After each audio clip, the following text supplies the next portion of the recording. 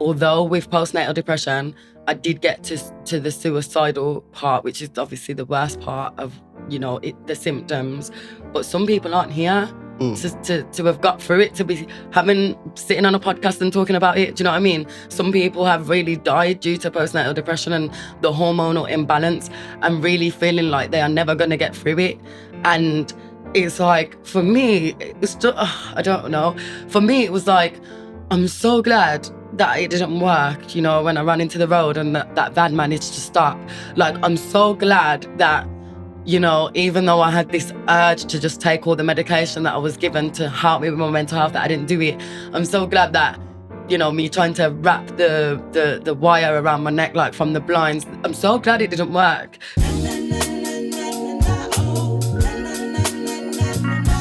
I want to talk about everything.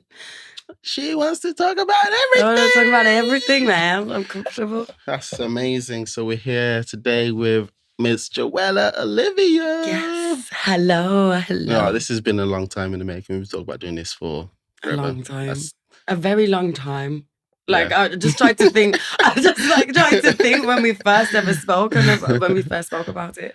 Yeah. So just for everyone, introduce who you are, what you do, what you're about, all that good stuff. Okay. So it's so funny when you're normally the one interviewing, like I'm normally interviewing people, and then, I ask them about them, but now I've got to, so just talk about myself. Okay. So I am Joellah Olivia. I'm an actress, model, presenter, mental health advocate, community activist, and I have a charity in the process, which is called the Azarie Jordan Foundation. And I'm the director of the Creative Link Network, which is a creative agency, network and platform. Sounds amazing. Sounds like you got a lot going on. I think maybe start with the foundation. The Azarie Jordan Foundation. Yeah, just because you've just brought it up. Yeah, and I just was showing my t-shirt, modelling my t-shirt. So how did that come to be? Right, so the Azarie Jordan Foundation seemed to be a charity, hopefully a big charity that can help as much people as possible. It's for bereaved families, so we want to be helping young people through the process of grief, but there will be a strong emphasis on the mother, obviously losing a baby physically, as well as the mental and emotional impact that it has on a woman. So there will be an emphasis on women and coming and talking about how they're feeling. And this was because I lost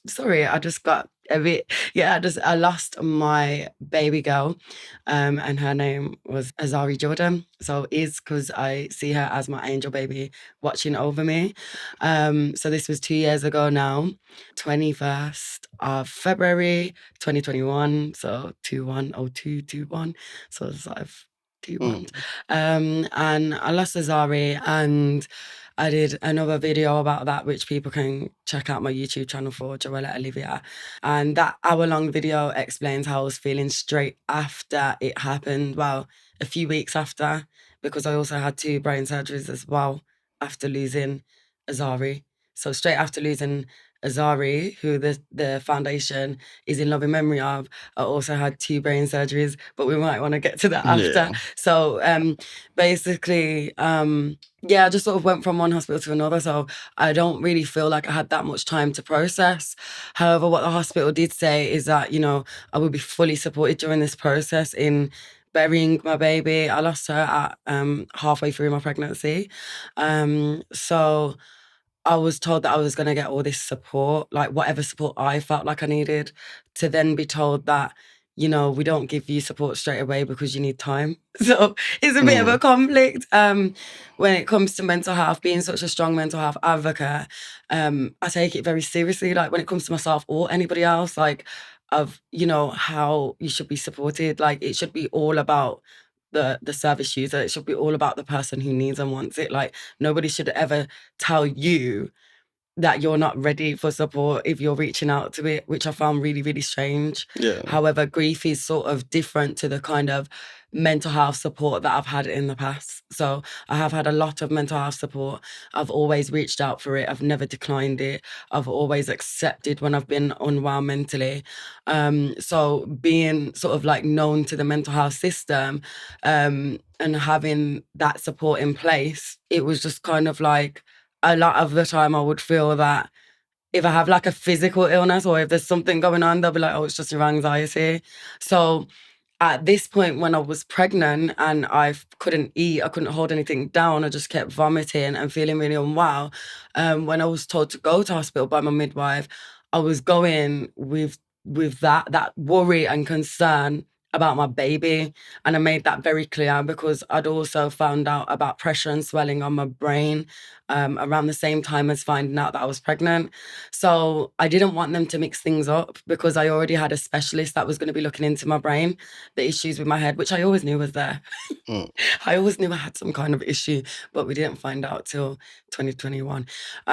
But yeah, so it was a separate issue. I went into hospital wanting to have fluids because that's what my community midwife told me to do, told me to go straight to maternity, but I might not be at that point where maternity will definitely see me.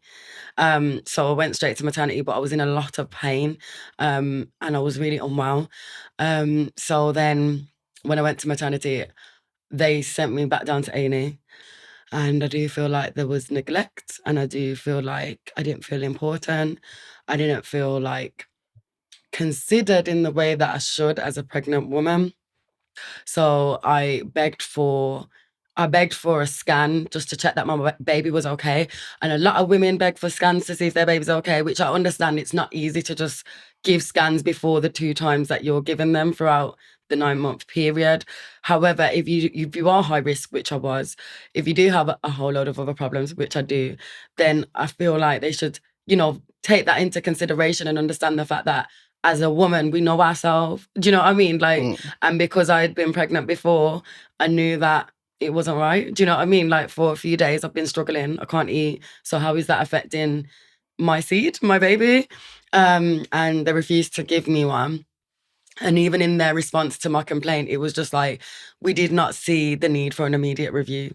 But clearly there was, because my baby didn't make it, And I ended up giving birth to her with no one on the ward, but some very, very sick COVID patients. So I should have never been on that ward because I've got a hole in my heart. I've got autoimmune disease, which is lupus, and I was having the pressure and swelling on my brain, and I'm pregnant and I'm high Mm. risk. So that's 5 reasons as to why I should not have been on the ward with COVID patients. Even if they tested me in A&E positive, I still should have been in my own room, which is what was actually said by a medical professional once they finally arrived after I'd given birth by myself. It was a very challenging time, but that baby was prayed for, like very, very prayed for. And I really wanted a little girl because I already have a son. Big up Amori Jacob, absolute light of my life. So, when I lost her, I didn't feel like there was enough support there. So through the Azarie Jordan Foundation, I want to be that bridge, that gap, Mm. to sort of help mothers, because when I was speaking about the baby loss, that was because I post everything. Like, Mm. I share my experiences with the masses, because I know that I'm not the only one to go through things that I've been through, such as the baby loss, such as domestic abuse, such as mental health issues, such as physical health issues, such as sexual assault. Every difficult thing that I go through, I share it because, a problem shared is a problem halved.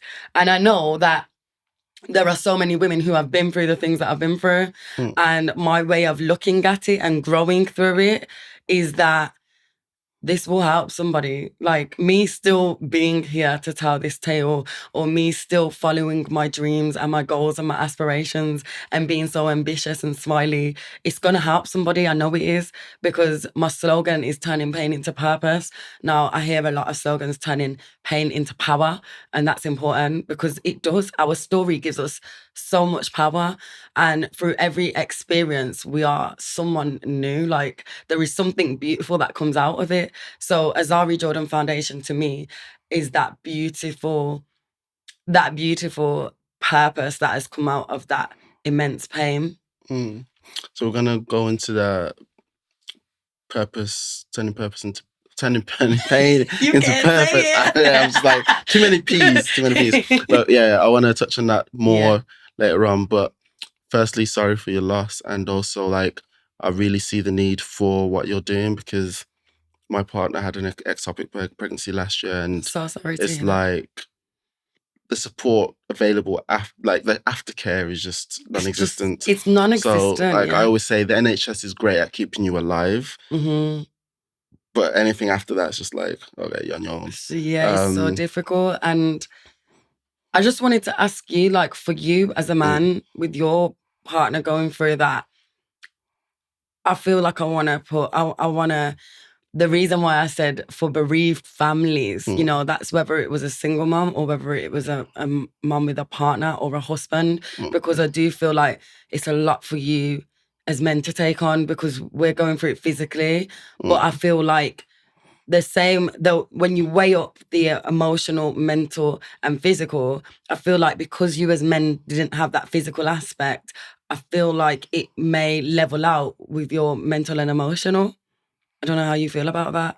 Like, I maybe not think, level out, but I feel like there is an immense amount of pressure, as in, you know, the support that you have to have for your partner when you love them so deeply.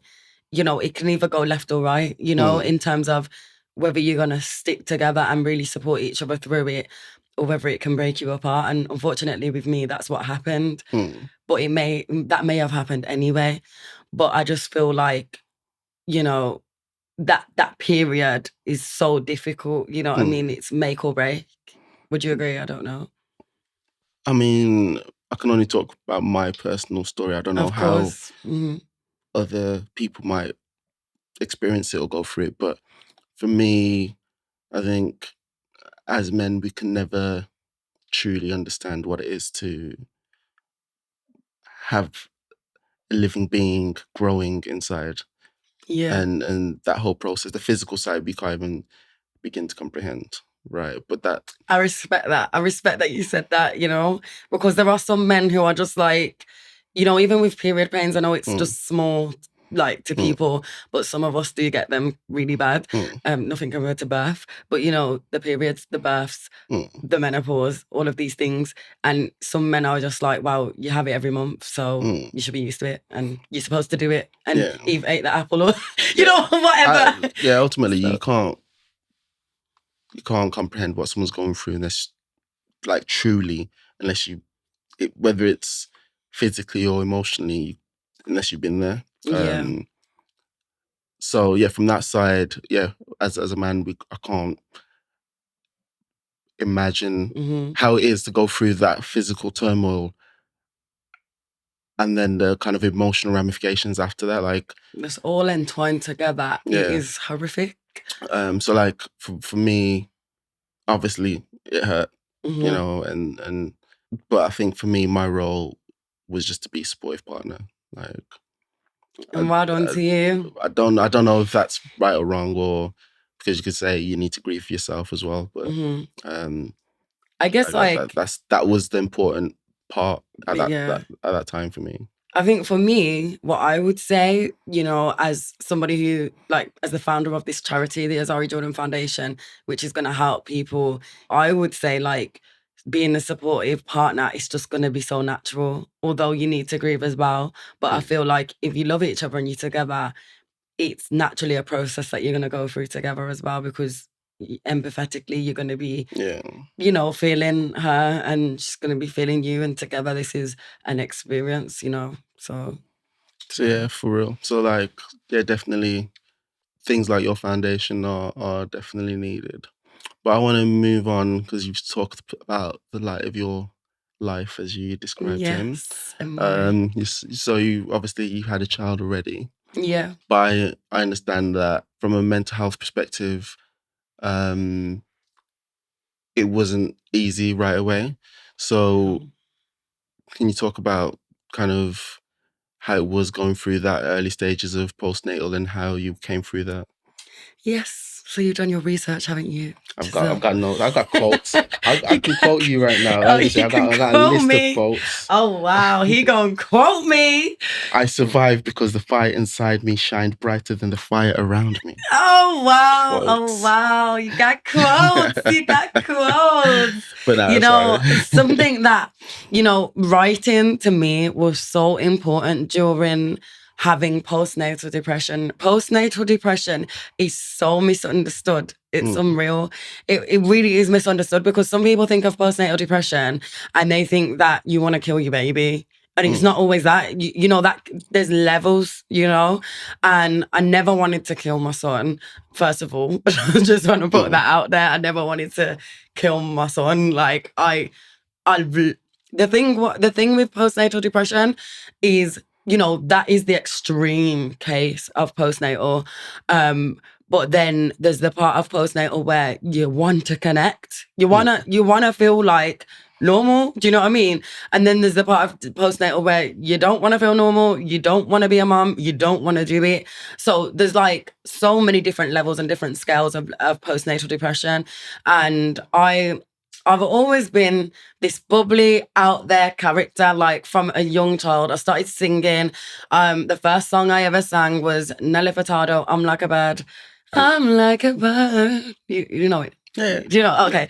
You look like you didn't know it. So I'm like a bird, I want to fly away. I just started singing that and I was 7 and my mum was, in the bathroom with me and was like, sing that again. And that's when we realized I could sing a little bit, like a little bit of a voice. And it's like I've always been like creative and I've always been active. So before I was a mom, I was already trying to start my YouTube. But the thing is with me is I just do so many different things and it's like I want to try everything. So like my nan, she was like, when it comes to the Creative Link Network, which we'll get onto, which I founded in 2018, my nan was like, can you stick to it, please? Because it's really good. And that's because I find it hard to stick to one thing. So you'll see that in the conversation.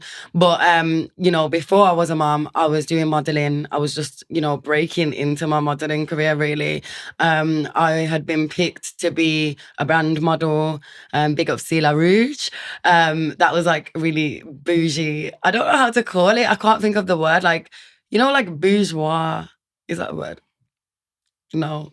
So you're talking about boudoir. Boudoir. See, I said bourgeois. I was adding the word bougie and boudoir. Okay. So, yeah, it was like a really like nice, like she did like red silk underwear, but it wasn't just underwear that I was modeling. She did like clothes, like she did lots of different things. And she just seen me in Birmingham Town Centre and just said, do I want to model for her? I had just done modelling for Harvey Nichols. I'd done modelling for Oasis in Birmingham when I was like 2.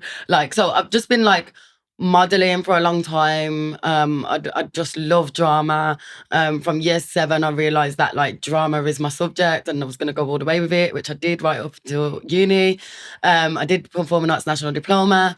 I loved college. I loved school, but I didn't love like the academic side of school. I only loved the creative things, PE, but I did like child development. So everything that I do in life now, where my favourite subjects were clear from school. So when it comes to being a mom unexpectedly, well, you say unexpectedly, but we all know what happens. I'd been, dating the person for a while, but I was still very much in love with somebody else. So when it comes to Amori's dad, I feel like, like it just was never meant to happen with that person. However, no matter what your situation with your child's father, like as a woman or even as a man with, the mother, the child though, like even when you wasn't planning it, like that unconditional love you have for your child is unmatched. However, when you were like this really active person and you have these plans for yourself, like I was not prepared for motherhood. Like, motherhood is so different to everything else. Like, it's 24/7. And I was 21 and I was actually going to Ayia Napa to celebrate my 21st birthday. And I found out just the day before I was leaving. And so that was a totally different holiday now. I'm like pretending to drink and spitting it out because I'm pregnant. And, you know, it was just sort of like, at first, I was really happy about it. Like, because that's how I felt like I was supposed to feel. But then when I got to about 8 months, I worked right up in schools. I was a cover supervisor, covering for teachers. And I was working, I was walking around with my bum. I was just kind of like, I feel like I was in this like, I'm pregnant, I'm doing what you're supposed to do, putting up little baby girls on social media and stuff. But then when I got to about 8 months and it was real, like I actually couldn't go into work anymore and I was just at home and I was just waiting. It was like, no. It was like, boom, like, wait a minute, I'm going to be a mom. Because I had filled out Camp America form. No, there was two, Fresh Air Fund and Camp America. I wanted to go and be a youth worker over in America because I felt like if I go and be a youth worker, which I love anyway, I can also try and break into the industry and be a star. Okay. So there's a method to my madness. But no, I really love working with young people. I want to be the mentor to them that I feel like I didn't have. I'm so in touch with my inner child as well as being an old soul. So yeah, I just love America. Like, I really wanted to go there. So I'd been accepted. I don't remember which one it was, but I'd been accepted on one of them to do a 6-month program, to be a youth worker. Do you know what I mean? Like, I was going there to be a youth worker, but in my head, I was gonna get to Hollywood after that 6 months. I was not returning. I didn't want to return. I wanted to be over there and be a movie star, basically. But like, I just wanted to like live over there as well. And I've got family over there. So yeah, when I found out, it was just like, but I had the money after pill. No, that can't be right. But I was on the injection. That was on the depot. I'm not doing good promo for these contraceptions, am I? But it's not looking good for those contraceptions. But sometimes it happens, and it was just sort of like I had a panic attack about it. I made them do 5 tests. I was like, this can't be happening. I'm going to Ayia Napa to celebrate my 21st tomorrow, and soon I'm going to America. Like, no. It was like just total denial. Then I told the dad, and I was just expecting the dad to say, yeah, okay, well, get rid of it. But he was just like, okay. He was just really like, okay. And because we wasn't in like an official relationship, to me, it was like, no, this can't be happening. Because the way I seen it is I didn't want to be another statistic. I didn't want to be like a baby mom. Like, do you know what I mean? And because we wasn't official, it was like, this can't be happening. And I didn't love him either. So this can't be happening to me. Like, I'm not doing this. Like, I'm not going to be a baby mom. Do you know what I mean? And I'm not going to have a baby daddy. I wanted to be married by the time I was having children. I wanted to become, a successful actress or model or presenter or singer. I don't know. I just want to be creative, and I want to be successful in my creative artistry, whichever one it is. I just love it all the same. And I love working with young people. So what am I going to do now? Because I can't be an actress if I've got a baby. I can't be a model if I've got a baby. It's going to change my body as well. I can't be a presenter if I've got a baby. Like, I was even trying to imagine being on a set and having a nanny or having a baby there and the baby just crying, and then I would start to cry. Like, the thought of it when I got to about 8, 9 months, I literally couldn't bear it. Like, I was looking into like, can you have an abortion this far? I was looking into surrogacy. I was looking into adoption. But at the same time, I knew I wouldn't do it. And so did my doctor. My doctor knew I wouldn't do it because I was just literally, she knew me so well.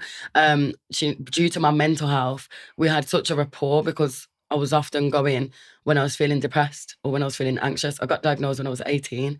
So by the time I was 21, she kind of knew what I was about. And I don't believe in abortion. So it's like, although Diagnosed with? I was diagnosed with depression, anxiety, and panic disorder. But with the postnatal depression, I just literally felt like I just can't be a mom. Like, it just felt like something that just can't happen, even though I was actually okay for a period of time. Like, do you know what I mean? The majority of the pregnancy.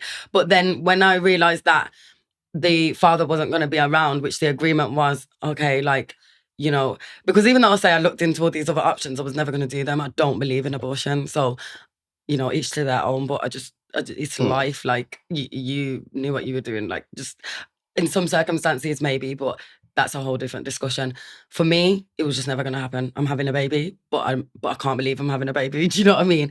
So then when I finally, and then like when my son's dad wasn't around throughout the pregnancy, and I just was like begging for that so that we could at least just be friends, rather as opposed to like not have a relationship and then all of a sudden a baby's here and then we're trying to make one. Do you know what I mean? And this is why I just find it so important that even if you're not religious, or no matter what, where you are mentally, no matter what your faith is, whether it's in the universe, whether it's in God or whatever it is, I just want to encourage young people to get to know each other. And, because, the religions that do encourage marriage first, I do agree with it. I really do. And even arranged marriages, because maybe your parents do know better. I feel like I would have preferred an arranged marriage because my choice in men has not been that great. So I'm going to just be honest. Like maybe my mum and nan would have done a much better job for me. But yeah, like my postnatal depression, it was really, really bad. Like, yeah. So when I had Azarie, it was a forceps delivery. So I nearly had to go into theatre and have a cesarean because we were like playing a game with heart rates. Either mine was up and his was down, or, it just weren't going too well with the birth.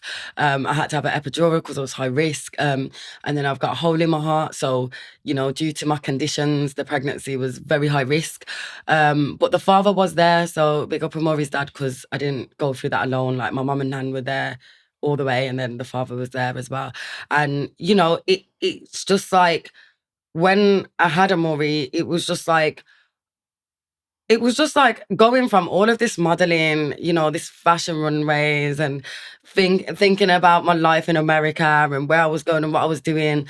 I'd not yet graduated, so I graduated whilst being pregnant, and then my uni friends had already seen me go through so much mentally and emotionally. So to throw a baby in the works was like, you are having a baby. Like, considering not that people with mental health shouldn't have babies. It's just that I was very vulnerable already, So, when I told my mum and nan, my mum had just bought me a car as well for my birthday. Which was good because I needed one as mom. And my nan was like, all for it. But I hid it from them. That was the first thing I ever hid from them for a while. Whilst I was in Ayia Napa, I didn't tell them because, they might not have wanted me to go. I don't know. And I just didn't tell them. I wanted to tell them when I got back. And I found out just before I went. And it was just the weirdest thing ever because I told them everything straight away. But I didn't, because I felt like that was something that I'm going to have to be a big girl now. Like, regardless of what they say, I'm going to have to make this decision on my own. But I was on the beach, I thought about it, and I just thought I can do it. And I felt like with the full support of the father, like, I will be able to do it. And I think maybe I assumed he was going to move to Birmingham. I don't know what I assumed, but it was just kind of like, for me, as long as this baby has got two parents, like, always there, then that's all I care about, because I just feel like it's really important, the role of a mother and the role of a father. And all I wanted for my child is to have that. Do you know what I mean? So when the father wasn't there throughout the pregnancy, it was just like this I can't do this to a child, because I didn't want that. Like, I've watched my nan be a single mum with my mum and my uncle. Then I watched my mum be a single mum, but with the support of my nan. Do you know what I mean? So, like, it's just like, I didn't want to be that. I didn't want to be a statistic. Like, and even though I wasn't 16 and pregnant and I used to watch that show, I felt like that. Do you know what I mean? Like, I genuinely felt like I'm on my own. I'm still a child myself, even though I was 21 years old. But I think it's because I was just finding myself. Like, one thing about me is I knew I loved creativity. One thing about me is I knew I loved helping people, and I loved talking, and I loved sharing my journey and stuff. But this was a part of the journey I was thinking, I can't share this. But then I did start sharing it. So then when I did have him, and then the dad was around at the beginning of, like, from birth, like right up until the early months. But then there was just like so many issues. Turns out that, Amori's dad had a girlfriend. So it was just kind of like, that was like, whoa. Not only am I a single mother now, I'm also a side chick in Birmingham because Amori's dad was from London. So it was like, okay, then, like, my self-worth and my value just completely diminished. Like, I went from feeling like I'm about to be this big star. Like, I feel like I've always had this, like, deep knowing that I am someone of substance and like I'm gonna be someone. And this is because of how big my heart is. Like, I think being an only child, I just have this different kind of love for people. I want to be around people. I love people. I want to see people happy. I want to do projects with people. I want to like work with people because I was an only child. So I just used to dream of what I do now, which is being surrounded by people and treating people like my brothers and sisters because I was an only child and used to just have to play games by myself. Do you know what I mean? So it was just kind of like one thing I knew is that I never wanted my child to be an only child because I actually can't believe my mum just had me, but she says that I'm more than enough. That's one way of looking at it. So the postnatal depression symptoms were very extreme. I wanted to die. I tried to commit suicide at certain points in terms of like running into the road, in terms of thinking about overdosing on my medication, in terms of wanting to hang myself with the blind rope. Sorry, I just went straight into that. Sorry, it was quite a bit hard hitting. Maybe you might want to put a warning. But basically, mental health is real. Our mental health determines every decision that we make. So my mental health was just kind of like, I feel like I have delayed reactions. So that reaction when I got to like the later stage of the pregnancy when I couldn't do anything was basically the reaction that stayed when I had the baby up until he was 9 months. Do you know what I mean? Amori is the absolute light of my life. So I felt like my life was going to end. And then when I had him, I was hoping it would change. But no, I felt like it had definitely ended. And then it was just kind of like living with my mom, and she was at work during the day and I was with my son's dad. And, you know, the circumstances were horrible. Like, you know, we didn't love each other. He wasn't there throughout the pregnancy. He did come to one scan. You know, there's a whole load of excuses. And it was just kind of like, I'm so grateful that he was there though. Like, do you know what I mean? Because I was so unwell. Like, I just felt like, how can I be, I'd look at myself in the mirror and I think, how can I be responsible for this human being? Like, I've been so mentally unwell and I've just got back to a better place. Do you know what I mean? Because I would have like breakdowns. Like when I was diagnosed with depression and anxiety and panic disorder, like Newman University, the students in my year group would see me go through the most, like, because I would have nosebleeds. It would look like a massacre. I'd be having a panic attack and have nosebleed at the same time. So everything was just so dramatic. So throwing a baby in the mix while I was going through so much anyway, it was just like the maddest thing. Like, that's just not what I would have planned. And I didn't feel like it was fair to bring a baby into the world whilst I was still such a mess. But then although like I never completely lost love for myself because I would always come back, and with every breakdown, there was like a bigger breakthrough. So, you know, I feel like I'd be thriving, like, and then I would just like, something would happen and I would just have a breakdown. That breakdown would mean social media gets locked down. Nobody would hear from me. My mum's having to deal with it. My nan's having to deal with it. And then outside family would be trying to come and see me, but I'm saying no. And I feel like the first big breakdown before my son was due to the breakup in a relationship with my first love.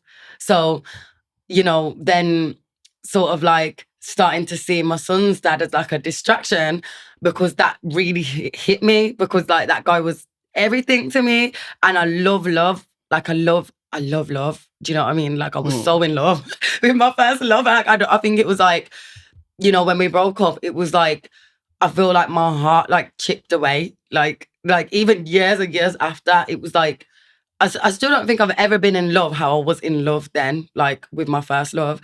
And it's really crazy because, like, you know, they say that you have your first love, your true love, or your first love is something like, and your forever love. I don't know, but I just love love and I'm never going to give up on it, despite like being in domestic violence, despite being sexually assaulted, despite all my challenges and circumstances. I will never give up on love. And I feel like, although with postnatal depression, I did get to the suicidal part, which is obviously the worst part of, you know, the symptoms. But some people aren't here to have got through it, to be sitting on a podcast and talking about it. Do you know what I mean? Some people have really died due to postnatal depression and the hormonal imbalance, and really feeling like they are never going to get through it. And it's like, for me, it's just, I don't know. For me, it was like, I'm so glad that it didn't work, you know, when I ran into the road and that van managed to stop. Like, I'm so glad that, you know, even though I had this urge to just take all the medication that I was given to help me with my mental health, that I didn't do it. I'm so glad that, you know, me trying to wrap the wire around my neck, like from the blinds, I'm so glad it didn't work, because, like, I just want to tell anybody that is suffering with postnatal depression that it feels so dark. Like, it really feels so, so dark. And it feels like you're never going to get out of this tunnel when your baby has so much demands on you. Do you know what I mean? Like, the baby's crying, you just keep hearing crying. Even after they finish crying, they're still crying in your head. You know, there's a whole nother human depending on you. But the way that you feel now is not going to be the way that you feel forever. Like, it's just, you're going to have to ride the wave and be strong, because I never thought that I'd be here now talking about loving being a mom at that time, you know. It's like, I wanted to be a mom, but I wanted to be the mom that I expected myself to be, but not at that point. Do you get what I mean? Like, not at 21, like when I wasn't expecting for it to happen. That mom that I expected to be, like how I am now. Like, I wanted to have a baby at 26 because I felt like 26 was a great age, because I wanted to get all the way up to 25 and have my fun and have my career. I wanted to be done with university. I wanted to maybe do drama therapy and get a master's, and just, I just wanted to be in a better place financially, mentally, emotionally. I just wanted to do the work to make sure that I was the right woman to be a mother. And I just wanted to tick all these boxes. And because at that point, I felt like none of these boxes were ticked. Do you know what I mean? The only box that was ticked is that, will I get this degree, won't I? Because I was still pregnant, you know, like, I wanted to do everything that, like, I hadn't seen yet. But, you know, being a mom and having all these aspirations as a creative, it can, and being a single mom, it's like, yeah, you're never gonna achieve what you want to achieve now, because you've had a baby. You've gonna made that one mistake that you should have never have made, because you won't get to be a creative now, because creativity needs your full attention. You know, being an actress and a model, like, you know, you shouldn't have kids until you can afford to have a nanny. And that's literally how I was feeling like. So it was stuck between my reality and what I wanted when I was a mom, between the ages of 26 and 30. I'm now 30 now, and I love the mom that I am. And me realizing that I can still be Joellah Olivia and be mommy, that was when I became well again. And all those worries and fears that I had about still achieving everything that I wanted to achieve were just going to take a little bit longer. So, yeah, it was difficult, very difficult for 9 months. And I did get to the worst stage that you can get at. But for you as a mom, it's like just getting back to who you are and breathe, you know? Like, I put him into nursery. I started working in a school and as a drama teacher, and the kids gave me life. And then I started to speak about him and feel proud of him, because I feel like there was a level of guilt and shame. Guilt that I brought him into the world when I wasn't planning to. Guilt that I wasn't where I wanted to be, the mum that I thought I should be. Shame because I felt too young. Shame because, you know, I hadn't finished uni yet. Do you know what I mean? However, I graduated with my little bump, with my baby inside of me. That's beautiful, you know? And there is no, like, you know, it's the expectations that we have on ourselves that make life so heavy, you know? So when you kind of just put that expectation down, put it down, just put it all down, and just know that, you know, go at your own pace. Like, you can be whoever you want to be, but, like, life is going to throw things at you, and you just may have to rejuggle what you thought how you thought life was going to be. So, yeah, when I did my first day at school for my drama class, who are beautiful, who are amazing, and all I could talk about was him, it was like, oh, I love that little dude. I can't wait to get back to that dude. So sometimes I feel like you can't heal in the same place that you got sick in. Someone said that to me, that's not my quote, but it really meant a lot to me, because every time I've been unwell, I realize, like, it's like sometimes you need to be still, but then sometimes you need to move. And you might need to change environment and be still in a different environment. But I'm not telling people that every time they get depressed, they have to move away, because, you know, it's all going on within. However, there might just be a space that might be better for you for a little bit, or it might be a person. or it might be a thing, it might be a program, you know? There's just like, it's like changing the channel in your mind to, like, you know, like just like how we can use a remote and change the channel, we have to change the channel of our mind sometimes. Otherwise, it can be very busy, it can be very heavy, it can be too much. So I often change the channel, like somebody can be speaking to me and I'll be changing the channel on them. But that first time when I completed my first day at the school, and I put a suit on and I was just ready to go as Miss Williams. But in the mirror, I was Joellah Olivia again. Like, I had a page that I created called Baby Steps P&D because I was diagnosed with postnatal depression, and that stood for that. And I was just saying how I was feeling. It was big, long captions, and I really respect anybody that would read it. But it was obviously people that may have gone through it, because a lot of people hold it in. A lot of people don't seek help in the way that I did. I had I wasn't driving at the time, even though I had a car. I didn't finish my test, but I did when he was about 6 months. I was still very ill, but I managed to make that achievement. Driving was so important to me, and I did a crash course and I passed my test and I put the certificate in his hands. So even though I was still very detached from him, there's so many videos of me having little moments with him, even though I felt like I can't do this, I don't want to do this. And even though I felt really suicidal and detached, there's so many videos and pictures of me being very close with him. So it's kind of like, I don't know, but I knew that I loved him, but I felt like, I don't deserve you. You know what I mean? It was more of a thing like, I don't deserve you. You are too amazing. And I remember his dad saying to me, like, when he came and visited me in the hospital, like, you don't even want him, because I was like holding him, I'm trying to put him on my breast and it wasn't working. And then I just gave him to his dad and I was like, he's like, you don't want him, do you? And I was just like, of course I do. Because it's like, for someone to say that, it's like, wait, no. Because it's like, and then I just remember speaking to my mum, like, I still don't feel right. Because we were hoping that when I had the baby, it would just be like, oh, like, I love you, and fall in love straight away. But it doesn't always happen like that. Do you know what I mean? Like, now, it's the love that me and my son have with each other is unreal. Like, he is everything. He is so funny. He's so creative. He wants to be a movie star. He wants to be a YouTuber. He's a gamer. He is just the light of my life. And I call him Sunshine, like, because he is my son and he shines. He's the light of my life. And our bond could not be any closer. Do you know what I mean? Like, I feel him, he feels me. We'll be in the same house. I'll be chilling downstairs. He'll be chilling up, but he runs downstairs just to hug me, just to hug me. And just like the hugs that we have are long. Like, we just love each other.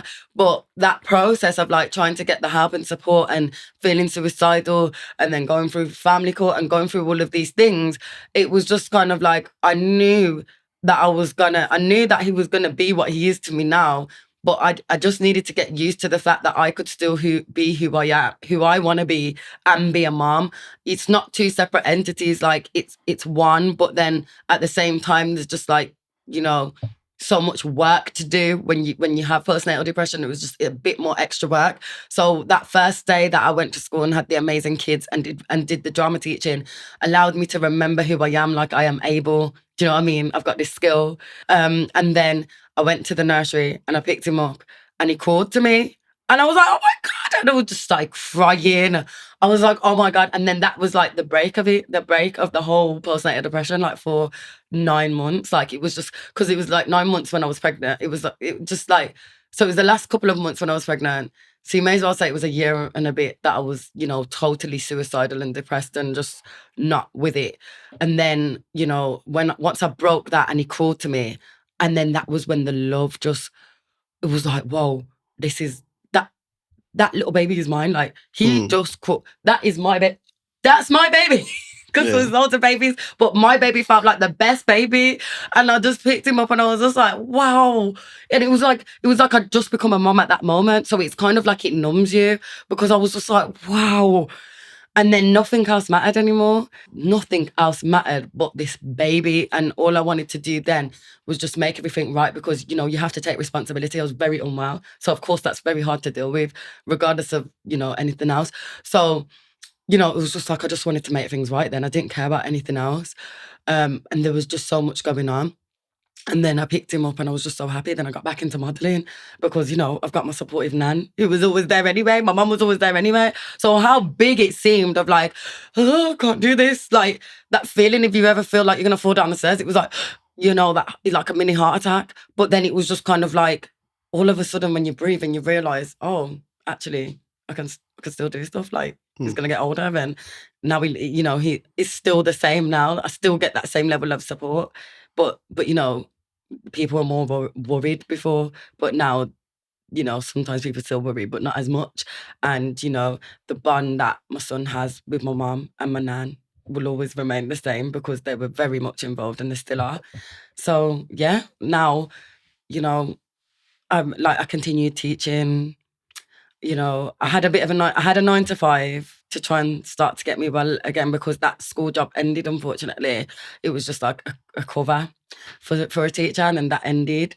And then I worked for a 9 to 5 a bit, and that's when I realised I would never work a 9 to 5 because I had my son in full-time nursery and I was trying to do this 9 to 5 at a delivery place. And I just thought, how could you want to do this? Like, do you know what I mean? How could you want to sit at this desk between 9 and 5? Like, I was having panic attacks. So even though I sort of got better with the postnatal depression, the anxiety kicked in because I was trying to do a full-time job that I didn't want to do for a bit. So then it was just kind of like I went back into teaching. I went back and got my teaching degree. I was in schools, but then I was acting. I was modelling again. I was just doing everything again, creative. And that's when I'm my happiest. So, you know, I said that quotes. Just from what you're saying there, I think you encapsulated it in this post where you said, postnatal had me thinking I'd never come this far with you. And so it's like... Where did you find these quotes? On Baby 6PND? Nah, that's on your IG. Really? Yeah. You did your research, man. I love this podcast. But from what you're saying there, it's like in the beginning, there's this cloud and you just don't see how you're going to go beyond where you are. And the fact that you made it through, like... It's a strong, like, you know, and that is only the beginning, you know, of my story. That was just the beginning of, like, where I found my strength, you know what I mean? Like, when I've said that, because I know I write a lot of long captions, so, you know, you doing your research, like, to find quotes, like, there's a lot of lengthy captions on my Instagram, because that's where, like, now I'm starting to do podcasts. You know, this is my second one now. But then, you know, talking about motherhood and mental health is just so important to me because, yeah, like I was often expressing myself via captions underneath my modelling photos or something. You know, you don't normally see modelling photos with a whole caption about motherhood and mental health. But I felt like, yeah, I'll catch your attention, but this is where I'll raise awareness of mental health because, you know, a lot of people just want to use like bad B quotes or like song quotes. That's okay, but I wanted to utilise my platform as a catalyst for change, somewhere to express myself, and I will always use it for that. And not everybody agrees with it. Like family think that I talk too much, you know, share too much, that I overshare. And sometimes I do, like, you know, depending on where I am with my mental health, like sometimes I do overshare, but then there are times where you don't see me, you know, I'm really going through it because I deactivate everything and I go missing. Something I wanted to say earlier actually is I've had a few conversations with people where it's quite challenging reconciling who you thought you were supposed to be to who you are in that moment. So obviously it could be motherhood, it could be something else, but when you invest so much of your identity into I'm going to be this, I'm going to do this, I'm going to whatever it might be, and then life circumstances change that, it does take a while. You have to kind of mourn the person you were in order to heal and then kind of resolve in this new chapter. I feel like that was the pandemic for me. So I thought my life was going one direction. Pandemic for happened. Everyone, it's just... And then, okay, my life's actually something else. Obviously, that's not to compare it to PND, but... No, but you know what? It's like... I literally said to my mum, now everybody can feel a fraction of how I felt, like not in a malicious way, but everybody was really anxious. And for some reason during the pandemic, like I wasn't, do you know what I mean? I was really happy, well, before I lost my baby. But that ended up going into 2021 anyway. But when I was getting unwell and like, there's just a load of things happening at the end of 2020. Do you get me? So, but in the start of the pandemic and that, like, I was fine. I love being inside. Like, I was like, I weren't fine. Obviously, it was all scary, but that anxiety that everyone felt for the first time in their life, like, I had been through that, like, so many times. So, you've touched on both medication and therapy. Go to medication real quick.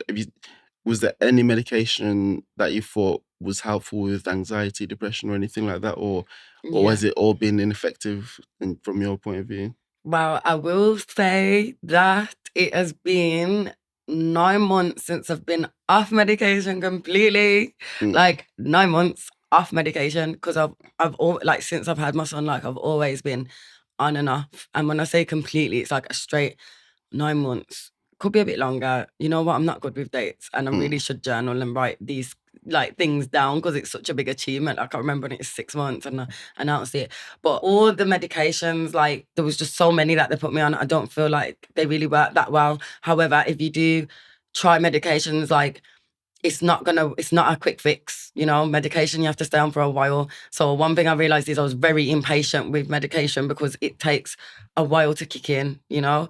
And then when you have to start a next one, you have to let that come out your system, start a new one. Medication is a rocky road. So anybody that's starting to take medication, I want you to just take your time with it. You know, that's where patience is needed more than ever.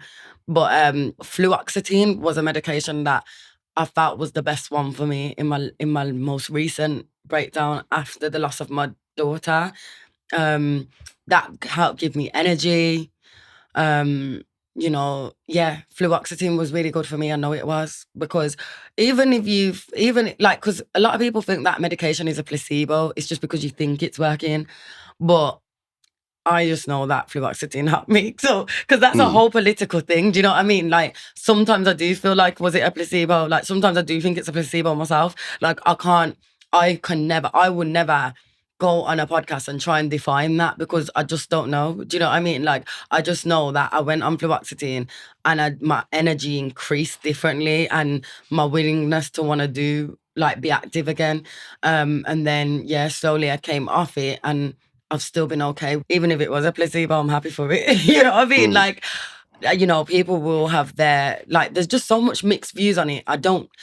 I feel like this is why I just expressed myself in writing more than videos, because number one, I talk very fast. I talk a lot. Like, I don't let people speak. But it's just like so many thoughts. Like my brain is very overactive and there's just so much to say. Even I always get nervous, you know, when I'm going to do radio or do podcasts or do presenting. But yeah, as soon as a mic's in front of me, I don't stop. But yeah, fluoxetine really helped me, I believe. However, I'm completely off medication now. There's very mixed views on medication. But what I won't accept is that people's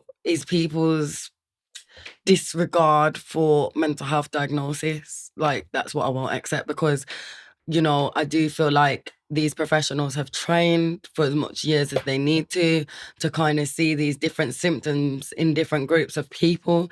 Mental health is just as real as physical health. So why do you trust that there are names for physical illnesses and not names for mental health? Like, that doesn't make sense to me. There are specific groups of people with the same symptoms. So years later, after being diagnosed with depression and anxiety and panic disorder when I was 18, I was then in 2016 diagnosed with emotionally unstable personality disorder, and people thought that was such a joke. Like, people's reactions and responses to that was just like, oh, it's just a bunch of words that they put together. Oh, it's just ridiculous. How can you diagnose a personality? Oh, a person, like, there's different names, terms for it, terminology. So there's borderline personality disorder. Some people think it's bipolar. There are similar traits, but EUPD, standing for emotionally unstable personality disorder and borderline personality disorder. They're like a family. Do you know what I mean? Like, so the reason with EUPD, you get diagnosed with that when you've had several mental health breakdowns. Do you get what I mean? Like, they can't just say that you've got borderline personality disorder or emotionally unstable personality disorder if you've just had one breakdown. Do you know what I mean? Because that could just be depression. Like, and I'm not saying just as if depression is like any less than borderline personality disorder. However, the similar traits are fear of abandonment, increased anxiety. There's a lot of symptoms in which most of us who have been diagnosed with this disorder can identify with. Do you know what I mean? So when people kind of question, like, the diagnosis and question being diagnosed, my thing is the people who are diagnosed are actually sometimes more well than the people who are undiagnosed, because the people who are undiagnosed, who are struggling and not taking care of their mental health or not trying to find out what is wrong with them, are never going to know what's wrong with them, are never going to be supported in the way that someone who is diagnosed is being supported. But then I'm not saying that, obviously. I'm saying that's what I'm saying. Sometimes in some cases, because there are very many people out there in the world that are undiagnosed and it's gone way too far, and that they're very unwell. I'm not saying they can't ever be helped, but like very mentally unwell. Like, it's all about the capacity. And I've never been sectioned. I've actually gone into a mental health hospital voluntarily, because sometimes I've just felt too unwell to be outside, and then I get inside and I'm too well to be inside. And then that's the worst position sometimes, because you feel like there's no place for you then. Do you know what I mean? When you're kind of in a mental health hospital, but you've got capacity, it's the most scariest place ever. But then when you're outside and you don't feel like you have enough capacity outside, it can be really hard. So it's always about, seeing where you are and checking in with yourself is so important. No, on that note, another quote for you, which just fits just that. The most important thing when maintaining good mental health is knowing what your triggers are, your symptoms are, and how to manage them. Recognizing when you are spiraling, when you need extra self-love and extra support, accepting when you need time out, and giving yourself that unapologetically. So, like, yes, that's everything what you were just saying. I can't believe you've like fished for these quotes and found them. Like, I feel like so valued. Do you know what I mean? Like, one of my projects is going to be for the young people, because I'm doing a summer program this summer, and it's going to be to be seen, felt, and heard. And because I felt so unseen when I get depressed, it's because I'm annoyed that I'm not an actress yet. I'm annoyed that I've not like had my big break. I'm annoyed, like I'm feeling unseen, I'm feeling unheard, I'm feeling unfelt. When really, when I start to get on a higher vibration again, I'm realizing that there's a lot of people that love me, there's a lot of people that see me. But then when you compare it to social media with the influencers that like have just come out and then they have like 50K, and we're living in a very social media orientated world. Like, I used to, when I decided I want a job when I was younger, I used to go from one side of town all the way through the areas with my CV, printed out CVs, because I love talking. That's the best way to sell myself. But now everything's online, and everything online is, very judgmental. And that's why the first thing I do when I know that I'm in a depressive episode is come off there, because you need time away from that, because everybody's judging each other and it's just a place to like compare yourself.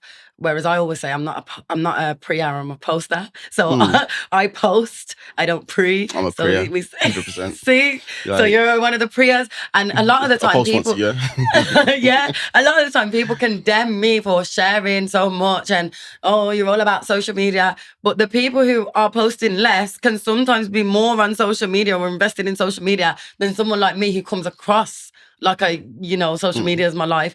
But I actually just share my experiences and share all the work that I'm doing. So you've mentioned briefly therapy. What kind of therapies have you had? Talking therapy or anything? So I've had talking therapy, I've had cognitive behavioral therapy. I've had therapy with mind. I've had psychology, and I've had dialectical behavioral therapy. Well, I've been trying to get on that, and for some reason, they're telling me I'm not unwell enough. Like they've told me I wasn't unwell enough. Now I don't know how, because I have self-harmed at one point in my life. I have, been suicidal and attempted to take my life. So I don't know how they can tell me that I'm not unwell Yeah. enough to go on a course that is specifically designed for the diagnosis that I have. It was really upsetting because I had a friend who, like she doesn't have any kids or anything like that depend on her, but yet she's on this 12-month course and I cannot get on it all now because I'm not unwell enough, like I'm not self-harming enough. Now what message does that give? If I really wanted to get on this course, does that not kind of seem like it's telling me to do that? However, good job, I didn't. I just found ways to make myself feel better, which is investing in my own organization that encourages creativity as therapy, turns pain into purpose, and I know that there's other creatives like me. Just to circle back real quick, in terms of the therapies, was there one more effective than the other, or? Well, like I said, I didn't get onto DBT, so I'm yet to So have it, yeah, but I want to learn it for myself. I yeah, actually took a CBT course because they were taking so long to give it to me. I took a course to be qualified to do it okay, because I was waiting for so long. So that's a good idea. That's a good hack for mental health. Go and learn about it. Go and get on a course. Go and get qualified in it. I've only got a level 2, but I just thought with all the work I do around mental health, why just be an advocate when I could actually get qualified in it now? So now I'm not just a mental health advocate and sufferer, or, I don't know what you call it now, that I'm not on medication and, I hope not to have another breakdown. I feel like mental health is always there. Like we always have a mental health and a physical health, and we just have to look after both of them to maintain them. So I would never say I'm an ex-sufferer. Like I say to my followers a lot, like I'm still with you, like on certain days, when I think about my baby, when I think about, I'm having therapy right now. Sorry, I just mm, realised, like, I'm got a session this week. It's very important to me because that one is specifically for sexual assault, sexual trauma, and abuse. So I'm also the Creative Link Network has partnered with Living Beyond Surviving, which is a domestic abuse company, and we're going to be doing workshops. So I've turned my pain into purpose by using every experience. I would say my last big mental breakdown was like 2017. I stopped teaching, got really unwell, really anxious, and then I went over to America. And then I started I felt like I had to be a teacher because of the school holidays and being a single mom. Like, so that's another mm, thing, like this expectation of who you're supposed to be and what you're supposed to do now. But when I went to America, I started doing some auditions, and I just, that's where I wanted to go, remember, in the first place. And then I come back with this new lease of life and just wanted to get all my creative friends together and sort of realize that, when I'm creative, I feel better. Like although I was teaching a creative subject, there's still a lot of work that goes into being a teacher. There's a lot of pressures on teachers and students and the schools. Like, I feel like it's a very pressured environment and I don't want it to be that. So through the Creative Link Network, with the Creative Link Young Kings and Queens, which is the youth division, I want to teach them everything that they don't get taught in schools. Like mm, that pastoral care outside of school. I don't think there's enough youth groups anymore. So it's an umbrella company that brings people together, the youth workers, the activists, the advocates, the creatives. So creativity, community, youth and mental health. We encourage creativity as therapy. We, champion all our members. It's an exclusive members platform. We have a music and mental health event every month. Big up Channel 7 for providing the space. We have, we're going to start doing actors lounges as well in the Vibe Lounge, promoting all of our different categories. So we have loads of different categories. And that's mm, kind of what I do for a Creative Link. Like anybody that's got a project, Creative Link, we want to power it for you. We want to bring the right people to you, bring these creatives together to, you know, never feel alone, because when you've got mental health issues, you can just feel like alone and like no one's ever going to take you serious. But when you put in a network with the right people, and then you can give someone your idea and they can put you with those people, then that's how we can contribute to positive social change through creativity, by getting all these people that want to make a difference and want to make a change, not only to themselves, but to the world. then through the Creative Link Network, we can do that because there is a link between the older generation and the younger generation, you know, inspiring them and motivating them and teaching them and educating them and bringing workshops to them from the network that we have, the young people being in it and the older people being in it and the benefits that that brings, you know, just the older generation and the younger generation. The models need the photographers, the actors need the directors, the artists need the producers. Like, we all need each other, but there is a lot of egos in the creative industry. However, we all need each other. So I felt like I want to bring all that together because I knew that there was other creatives that were like me. And I feel like there is a big link between creativity and mental health. So I want to support the mental health and well-being of creative people, but not just creative people, everyone. But it's because I'm a creative person, this just makes sense. Yeah. Speaking of Creative Link, I can see you do a lot of, like you say, turning your pain into purpose through creativity, through the Creative Link. But I think more than anything, just hearing everything you've said, you know, you've talked about having a hole in your heart. You've talked about brain surgery. I don't think we dug too deep into that, but that's okay. Story for another day. You've touched on kind of your postnatal, et cetera, et cetera. But what I get from everything is you're an extremely resilient person. So what is it you think that makes you so resilient, or what is it that allows you to be so resilient? Um, I think it's when you have no other choice. Like, I've never really thought about being that. So Mm, it's nice. It's nice to hear that about myself. You know, that I'm resilient because, mm, you know, I have to be. I feel like, you know, being a boss, like all these things that we strive to be.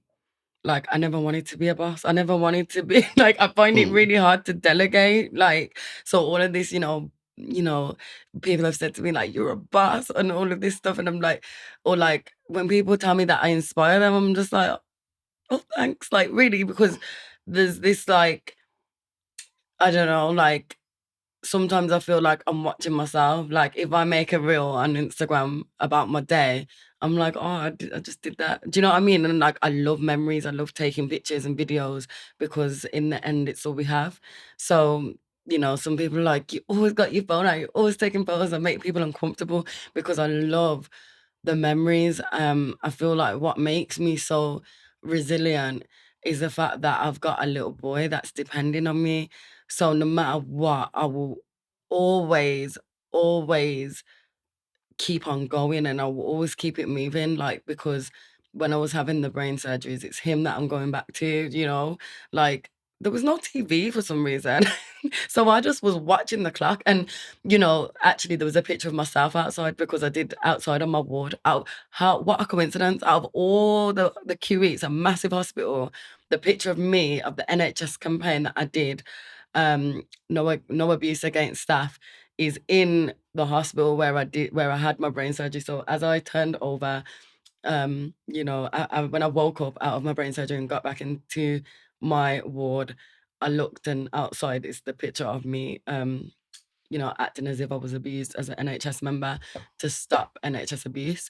And I got a few other people from the Creative Link Network to do that as well.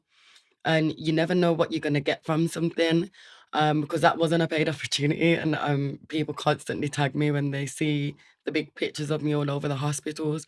That was not paid. However, it's the message. I love pushing positive messages. I love being that person to prove that no matter what we go through, you know, we can either go right or left. And, you know, it's our journey and your journey is beautiful. And I want to be that person that can share my journey openly and feel comfortable to do so. Like, I feel comfortable being uncomfortable. mm. And my son is my motivation. I Yeah. have to say that. And, you know, it's my son here on earth. Like, my main thing, what I say now, it's my son here on earth and my daughter up in heaven, because I will always acknowledge that she was here, you know, hence the charity and loving memory of her and wanting to help other people through that difficult time. I want to do the research on why it happens. I want us to just sisterhood and brotherhood, being an only child, like I love people and I just want kings and queens to come together and do good. I just think that the same way, you can utilize social media for entertainment purposes and to mock people and to do all the bad things is the same way that you can use it for the good things like what you're doing. Um, and I felt like people were always trying to put me in a box. Like I had to pick one thing. And the reason why you're not successful in any one thing yet is because you're not focused on one thing and you're doing too much. And I've always been told that I am too much or I'm doing too much or I need to stop chatting my business or da da da da da. But I feel like I love every aspect of what I do, and I wanted other people to feel like it's okay to explore every part of themselves and every part of their creativity. And I feel like creativity can be applied everywhere. So in the Creative Link Network, we embrace that you come as you are and we strip away the egos and we are all one. And so however we can find help and support for you, we will. But there is going to be a mental health page on the website with all the members that are related to mental health so that that's very accessible in terms of where you can go for actual support and stuff. I need people to know that it's not just for creatives. I feel like everybody can be creative and it's a tool. It's a therapeutic tool. So when I'm acting, I'm stepping into somebody else, aren't I? A different character, or I'm stepping into another environment. When I'm on stage, when I'm on set, whether it's for film or theatre, I've done a lot of lead roles, but I'm yet to get my breakthrough on TV and film. I've done short films and I've done extra roles and walk-on roles, but it's time for me to get that big role because I believe that the more successful I am, the more successful the Creative Link could be. But then I started to feel like, oh, the more successful Creative Link could be, the more successful I am. But all I know that it's the impact and it's the empowerment that I'm embracing through myself and through the organisation.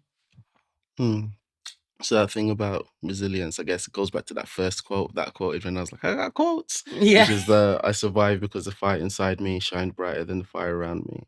But you touched on you went to America a bit earlier, and um, I have a quote from that time of your life as well. Do you know, 'Cause I I'm glad you think, have more quotes because I feel like that one is not like I don't know if it was like I speak so much, I write so much. I don't think that one is mine. I feel like I remember seeing that on somebody that I used to mentor's story. Like I can't take credit when it's not due for mm, that one there because that was on the status of somebody very dear to me who passed away after my daughter passed away, and she mm, was like a spiritual daughter who I used to mentor, and she had that in her story, on her status. Sorry, it's still there, and she passed away and she was only 21.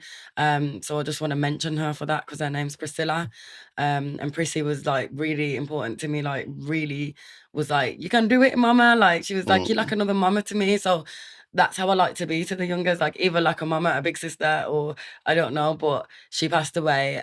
She was only 21 and she was a model in the Creative Link Network.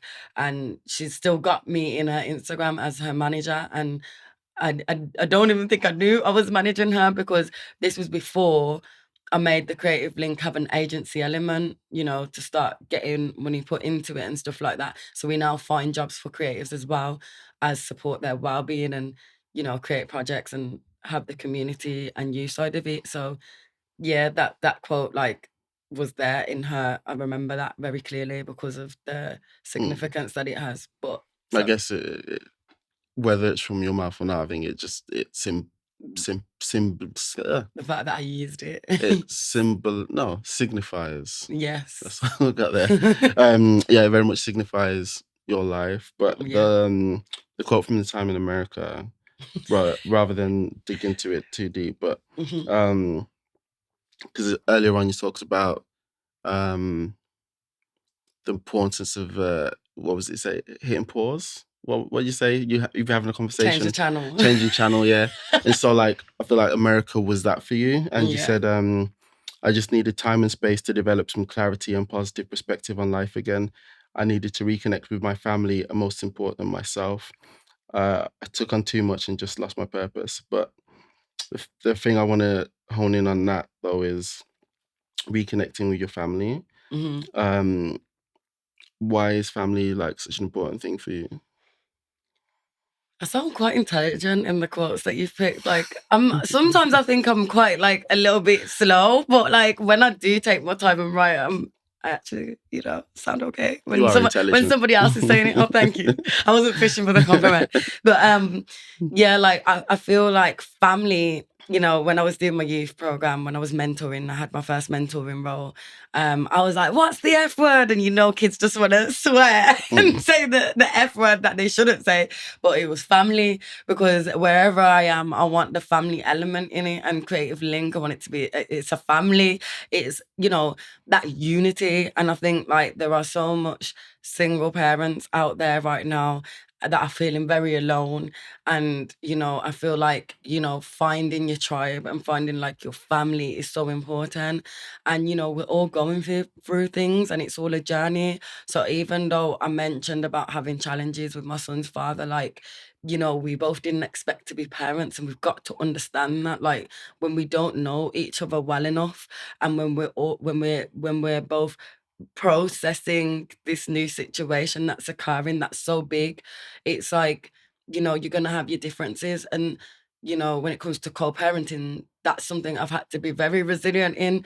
Um, and, like, it can take a long time and may not be there yet still, but one day it may be. However, when he's 18, my son's 18, he can do what he wants to do, and I want him to. His dad is in Ghana.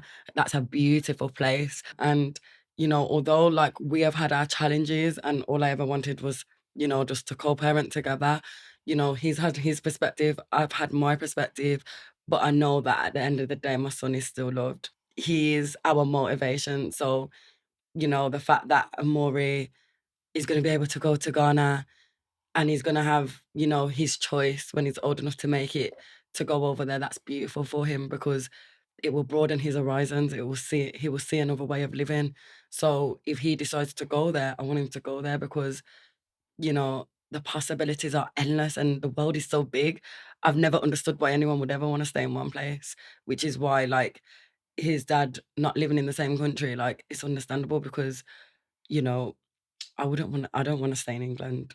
I definitely wanna move abroad. I feel like the fact that Amori has that opportunity, and that his dad is building a home for him, um, that's beautiful, you know what I mean? So, no matter what differences you have with anybody, like, always remember that everybody's going through something. We're all going through changes and processes, and family is just so important to me, because, we grow up and we see, like, moms and dads, and just again, the expectations of what life's supposed to be. And I just thought that at 30 I'd be married, and I didn't really feel like I'd be married and settled down. I felt like I'd be married to somebody who wants to build in the same way as me, and we'd probably could be traveling. And, I do want my rainbow baby. I do, like, Amori wants a sibling so much. But, I'm at a point where I'm working on myself. I'm currently doing trauma therapy in regards to a sexual assault. There's been a lot. There's been a lot, with domestic abuse, sexual assault. There's been a lot throughout my life.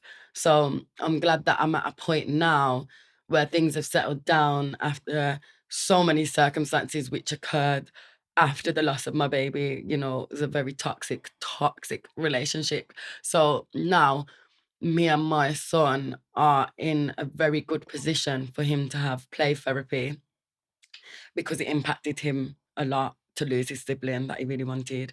And for me to be on this therapy that I'm on, which is very intense, bringing up a lot of emotion. But it's so important to do the work, because a lot of emotions do come up. You have to be very aware of yourself whilst you're going through therapy. So take the time out, because it's important. Like, you're doing work. So, do you know what I mean? Like, take that time out, because therapy is work. It's not easy. It's not just, lying down and talking to someone. It's really, you really got to be prepared to do the work, and you'll be a better person for it. Well, thank you so much, Miss Joellah Olivia. It's been a great episode, great chat, great discussion, very vulnerable, very open.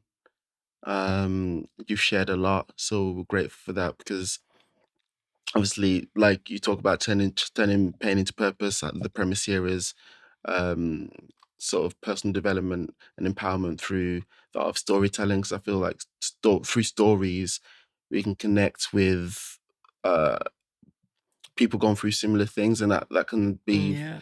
very impactful. So thank you for sharing. Thank you for being open. Thank you for being vulnerable. If you'd like to let everyone know where they can find more about you or your foundation or your company. Thank you.